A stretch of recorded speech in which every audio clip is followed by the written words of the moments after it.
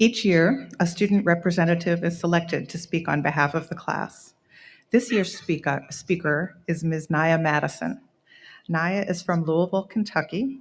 She majored in computer science and digital arts and media.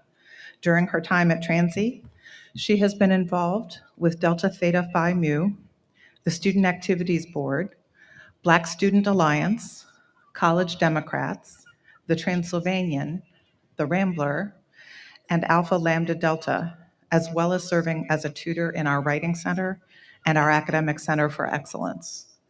Nyah will attend graduate school at the University of California, Berkeley to earn a master's degree in information management and systems.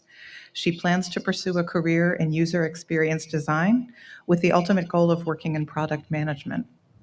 Nyah, will you please come to the podium?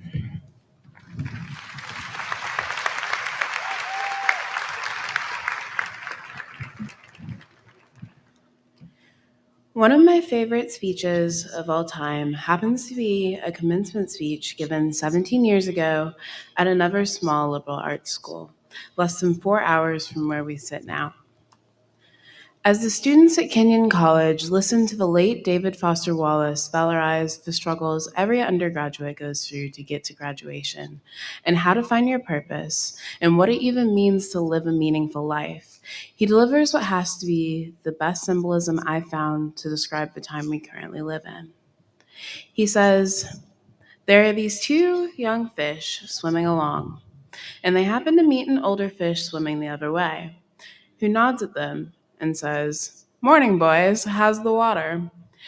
And the two young fish swim on for a bit, and then eventually one of them looks over at the other and goes, 'What the hell is water?'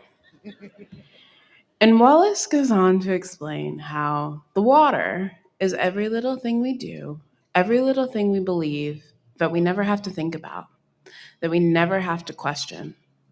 It's the default settings of power and privilege. Our desire as human beings to think that we are always the center of everything." And that's true.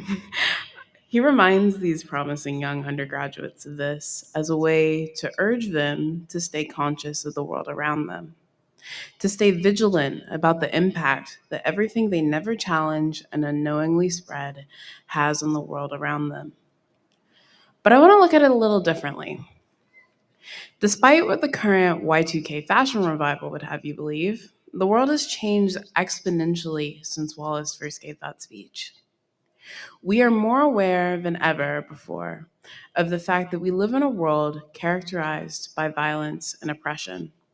We see it everywhere. If it's not in the news we read, or the podcasts we listen to, or the TikToks we scroll past with audible groans because it's the 15th one we've seen on this topic and we're already tired of hearing about it, it's in our classes, or in the dining hall, or a topical political commentary delivered by stand-up comedians. The water isn't water anymore, so much as a pool of neon-colored warning signs going off everywhere we look. But this is one of the things that I love about Transylvania, about being a part of the class of 2022. Over the last 4 years here, I've been able to witness how much the students of our graduating class care, not just about each other, but about our community, our city, and the world around us. From volunteering their time to local philanthropies, to rapid-fire social media campaigns, and even protesting in the Women's March in the middle of downpours, this year's graduating class has shown me what it means to love. Is that cheesy? I think it is.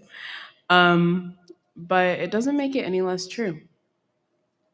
When we talk about changing the world, we always think about the scientists curing cancer, building robots, and flying to space. And I have every belief that we have students in the class that can and will do those things. But changing the world for the better doesn't always have to occur in bold strokes. Sometimes making the world a better place is small. It's looking at all this water we live in and saying, I know I'm just one person, but here is what I can do. Even if that's being a little kinder to someone tomorrow than you were the day before, or paying for someone else's groceries in the checkout line, or spending your day off tutoring at the after school program that never has enough employees.